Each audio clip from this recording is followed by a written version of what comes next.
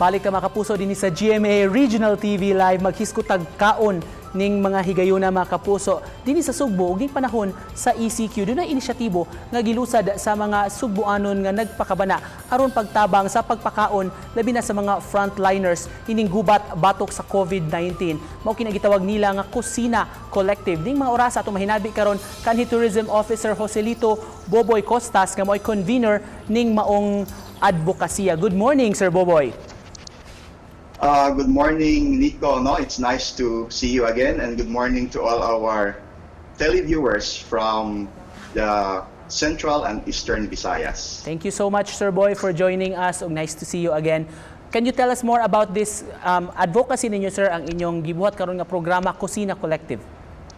Okay, Cocina Collective is actually a group of volunteer citizens committed to give COVID frontliners, medical or non-medical, good, clean, and fair food.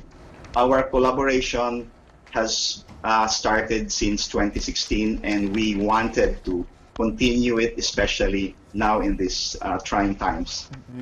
Kinsa may mga miyembro ninyo ani sir nga kauban ninyo sa inyong advokasya o sa inyong kampanya? Naapod tay mga individual volunteer members coming from the academe, coming from mga farm owners nato, mga entrepreneurs, and even mga committed individuals nga gusto pud motabang nato sa atong kausa karon. Adlaw-adlaw sir mo provide mo kaon sa atong mga frontliners.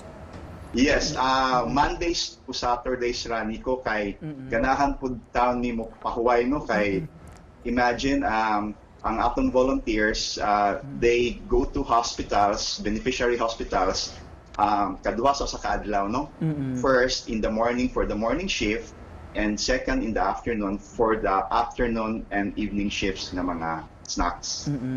Gawas nga lamian nga pagkaon, Sir Boy, of course, mga pang world class pag yun nga pagpreparar kay labi ng mga hotels ang sagad sa inyong mga partners.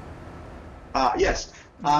When we started this group, we said to ourselves na we should provide our frontliners with nutritious and energy boosting food. So we would also like to emphasize that our food are local, meaning kanang mga biko, mga mani, for example, sweet corn, because we also want to help our local farmers today, no, especially nga ang ilang farm produce kinahanglan pud nga ma-dispose, no. Subot pasabot sir, gawas nga locally sourced pod, makatabang pa mo sa local economy sad. Yes, mao pod na ang usa nato nga gitan-aw nga we at the same time no we're helping the COVID frontliners, we're also helping the countrysides with our local farmers. At makatabang sad ni sir matawag ta sa mga frontliners kay of course pampagaan para makalahutay sila sa ilang duty o makakaon sa din sila og mayuntang mga lami gud pod nga mga pagkaon. Yes.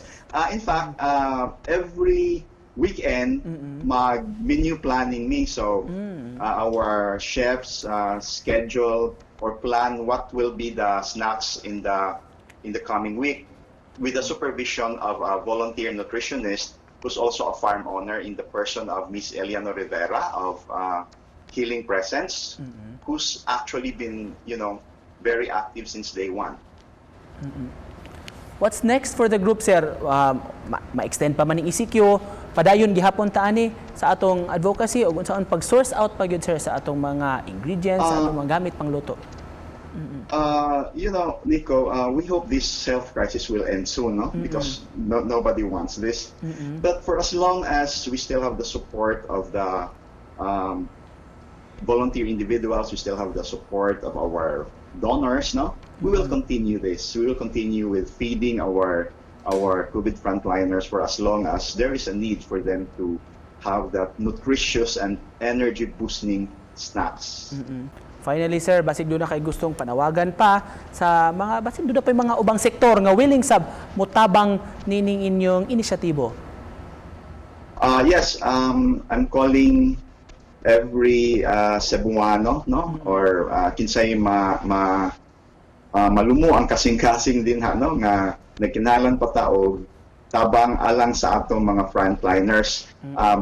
You might ask, nga nung frontliners man, tungod kang frontliners, they are doing for ourselves what we cannot do ourselves, no? So, kana lang unya ako kung gihangyo ang mga viewers nato nga stay home lang ta, no? Kay kung dili ta kung magsige tag lakaw unya dili importante kay tungod lang maglaag o magunsa kanusa pa man ta mahuman, no? Kinahanglan na ta nga mahuman aning atong pagkwarantina sa atong mga tanan nato. Daghan kayong salamat sa pag-uban kanamo karong buntaga ug hinaut nga magpadayon kining aning mga inisyatibo. Thank you so much Sir Boboy Costas sa Cocina Collective. Thank you Sab Nico and mayong buntag. Thank you sir. Good morning.